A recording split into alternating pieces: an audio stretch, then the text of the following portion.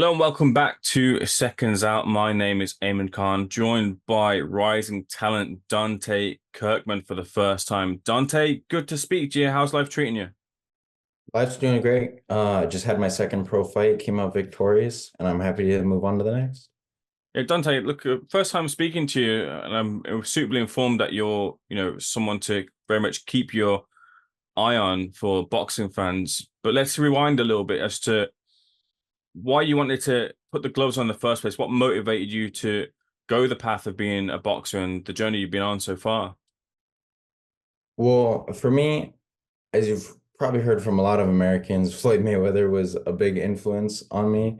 Um, my dad introduced me to the sport, and we used to watch a lot of boxing. So, like when we would watch Floyd fights, Floyd was always somebody that I saw his success, saw that he was able to make the sport art by hitting and not getting hit, and doing things his way. So that just really intrigued me. And I started boxing at 10 years old, then kept learning and appreciating the knowledge I was getting from my head coach, who was a former pro, and just learning and learning every step of the way. And you're a senior at Stanford University, is that correct? Yes, sir. How are you balancing, your professional career and being at uni? Well, it's very difficult, I'm gonna be honest. A lot of it is just making sure I have like my days planned, which is just training in the morning, afternoon, school, after that, train again, after that, like homework and like recovery stuff. So it's definitely something that I believe shows like my dedication to what I want to do, because it'd be very easy for me to slip out of boxing or slip out of university, just because it's very time consuming and um yeah, really something that just continues to, like push me. What are you studying at uni? I'm studying art practice with documentary photography. So I've been doing like photography in the past for USA Boxing and Mayweather Promotions through it. How did you get into photography? It was just something I picked up in like actually late middle school. I started it in high school too. Used to do like a lot of different types of arts in high school, and it just kind of helps me.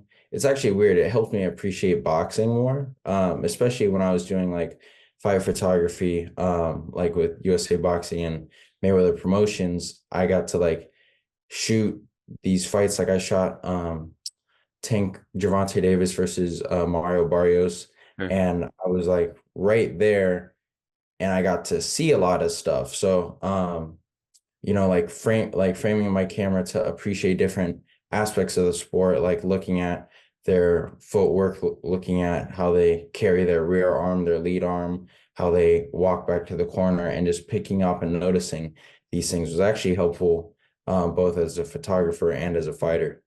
Yeah, I wondered that on that side of the coin because look, the way you're being spoke about and where you want to plan to get to, of course, like those big fight nights is where you want to be inside the ring as opposed to out. But do you get to feel that moment and feel the occasion of, where you could be in the future? Yeah, yeah, definitely. Like I was saying before to my coach that Gervonta Davis was probably like the most calm I had seen a fighter in that big of a stage. And like, because you see it on TV, but being in a packed arena with however many thousands of people and hearing and feeling that atmosphere is definitely, it's not easy. And I actually got to see like a fighter kind of like fold under that pressure. And that was helpful too, because it was like seeing that you can't let it like consume you, and seeing the exact opposite of a fighter who kind of thrived in it. So um being introduced to that definitely helped my like mental practice, and just knowing that this is where I want to be, and these are the things that I also have to be aware of. Your trainer Eddie Croft, no stranger to big nights. He's fought Morales, he's fought Barrera. What's one of the main things in amongst everything that you've been taught and guided by Eddie that's really sticks out in your mind as to what you've really picked up from his teachings? Well, the thing with Eddie is we have I mean, obviously he's coached me for 12 years, so we have very similar fighting styles. I mean, Mm. he's coached other styles, but his style just has kind of fit me more. Um, so with him, I would say probably, I mean, from a technical perspective, the importance of the jab, and just the lead arm in general. But as far as like kind of like mindset, which is just, and my dad also said the same thing, which is like you can do whatever they can do and you can do it better. So that's always been a mindset I've had that's always like helps me and pushed me, just like when working hard, is that these people that I see on TV or this person that's got a belt, I can do what they can do and I can do it better. Just reading this press release, it says here that you're one of one. You're the only professional boxer in Stanford's history. That comes with a bit of a pressure, a bit of a tag to succeed, right? Um, I mean, I've actually never like felt the pressure. I'm just more so excited that I can um bring boxing to a new audience. Boxing in the US is very much like its own culture. And like people that like attend colleges and stuff don't typically know too much about boxing. And like at my pro debut, I was able to bring a group of Stanford students, and it was their first time at a boxing event. They didn't even know how like fights were scored and stuff. They were trying to calculate if it was the speed of the hands moving or something. But um, being like kind of like a bridge to these two communities is something that I want to be going down the line just to expand and for the greater good of boxing. You're a very good talker, and I feel the confidence coming through in your answers. But I wonder were there some nerves in that debut fight that you had earlier this year that would be natural to have them, but did you feel them? Yeah, actually, and it was weird. I didn't know I was nervous, Hmm. but my coach and like my team afterwards, like after I won, they were like, like you wasted half of your energy in the warm up. Just I was like, oh, I guess I kind of did. But my second fight, which was last Saturday, I was like the most calm I've ever been, which uh it just felt like I was doing like a normal task, like I was grocery shopping or whatever, just with a bunch of people around me. So it was like a great experience feeling like extreme nerves and then extreme calm. Did you ever feel in the two fights you had so far that you were close to getting the stoppage or the knockout? Now, when I ask fighters coming through as to, when they had a couple of fights, is getting that early finish, is getting the KO on top of their list to get out the way? Was that something that you're looking for, and do you feel that you were close to getting those in either of those fights? Yeah, I mean, I hurt my opponents multiple times. My first fight, it was funny actually, because in the amateurs, they like they have the 8 counts and stuff. Yeah. And I remember one time in my first fight, I think I caught my opponent with a hook, and I was mentally like, okay, the ref's gonna come in.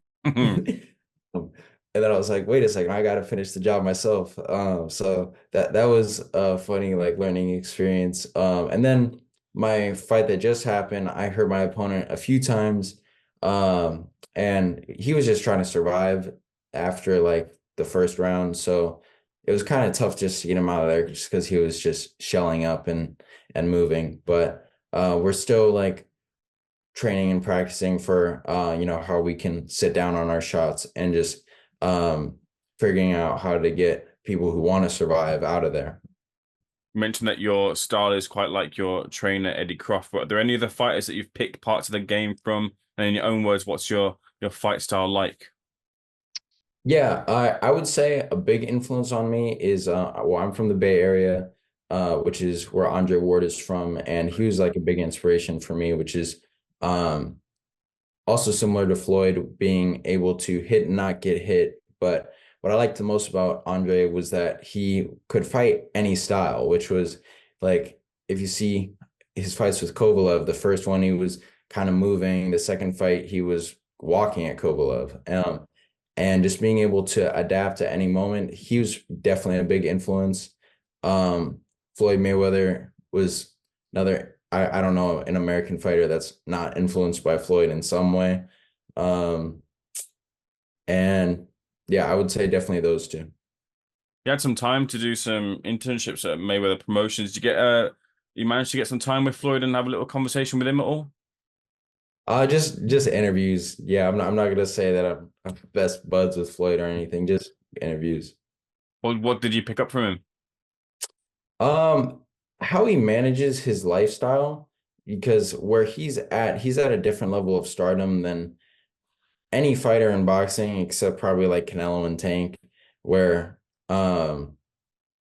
he's constantly in the spotlight and in the public. So just seeing how he interacts with fans in the media and is always focused and always um like kind in how he treats people. That's definitely something that was cool to see. You're fighting that, is it Super Welter? Is that right? Yeah. Are you looking to continue that or find a weight? What are you happy at Super Welter? I'm happy. So I've just been started working with Snack, which is a company out here, and they've got top fighters like Terrence Crawford and those guys for sports performance. And so they're kind of managing my physical performance. So it's really however they feel, if I can stay at 154 or even go lower or go higher. That's really up to them. I'm fine fighting in either weight class. I saw on your Instagram, you can probably tell from my voice that I'm from the UK. I saw that you sparred Campbell Hatton, who's obviously carrying the Hatton name, fought Floyd Mayweather, of course, many many years ago. What was that sparring like, and what did you pick up from that sparring? It was great. Like yeah, it was great to spar him. Obviously like seeing his dad fight on TV was like it was pretty cool to meet and spar him. He's a great fighter, and I believe he's got a fight coming up, so I hope he performs at his best in that fight. Yeah, overall great experience. You mentioned there about Super Welter being your weight. Terence Crawford has recently moved up to Super Welter. How do you feel he fared against Majmov recently? I I really like Bud, so I might be a bit biased, but I thought he handled it well. I just feel like people were a bit shocked by how good Madrimov was, which I think is more of a compliment to Madrimov than a negative towards Bud. I felt Bud controlled this guy who has very European style, very high boxing IQ, and I believe Madrimov beats a lot of those other guys. Like I believe he could beat Fundora or the some of the other guys at 54, and I believe but managed that fight and did what he needed to win. I believe it was a close fight, but I still give Bud the edge and realize who he was in there with. Do you want to see the Canelo fight? I do. It's a bit of a just a selfish thing as a boxing fan of I want to see, two of the greats of this generation. But I mean, if we don't get it, I'm fine. But I would really want to see that. Just I think it's probably the biggest fight in boxing. As a fighter in the smaller weights, I just wondered. I've been asking a lot of fighters this. How, do you tend to pick from? You mentioned like Andrew Ward and things like that, but do you tend to kind of stay around those type of weights? So do you look up to and try and pick up the game of some of the heavyweights as well, or is that something that you don't look to do? I go from all weights really. I mean, there's gonna be like some things that uh some of the smaller guy like the really small guys like can do that I can't do, and there's gonna be things that I can do that some of the heavyweights can't. But I mean, there's always gonna be um ways to like manage things like Usyk is a smaller guy at heavyweight, but he's able to manage guys bigger than him, and seeing how he manages that or seeing the explosiveness and the ring IQ of Naoya Inoue is something that I can add. So there's really something I could add from everybody currently or in the past too. We've got a big fight coming up over here in the UK in the form of AJ versus Dubois. Have you watching that? Have you got a winner for that one? Yeah, I think I got to go AJ on that. Like he's had like the tough loss against like Ruiz and Usyk, of course, but Usyk's a great fighter, and I don't believe that should be a knock on AJ. So it'll be a great fight, and I think AJ will come out victorious. Dante, bringing this back to yourself here, in your own words, what's the dream here? A lot of fighters here get into boxing for a lot of reasons, but I want to know for yourself, what's the thing you really want to achieve out of boxing? Well, it's a bit of a selfish thing, but when I was 10, my goal as soon as I entered the sport was I want to be the best of all time. And that's something that I've been working to achieve day by day. So, first step is continuing to get these experience fights, work my way up, build my record up, work towards contending to a world title, get a world title, and then from there we'll see what boxing is like, because boxing's gonna change in the next few years, most likely, as it has in the past. And seeing where I can establish my legacy there. Gonna fight in the UK? Absolutely. Yeah. I think it would be awesome. Uh yeah, like the atmosphere in like the US versus the UK, the UK's got us beat for sure. That wasn't me calling you out for a fight for sure. You have to be against another professional. But Dante, it's been a pleasure speaking to you. For people who want to follow your journey, where can they find you on social media? At Dante Kirkman on all platforms. That's DanteKirkman on all platforms. Dante, pleasure's all mine. Looking forward to seeing you back in the ring very soon. Thank you so much for speaking to the Seconds Out, sir. Thank you so much for having me.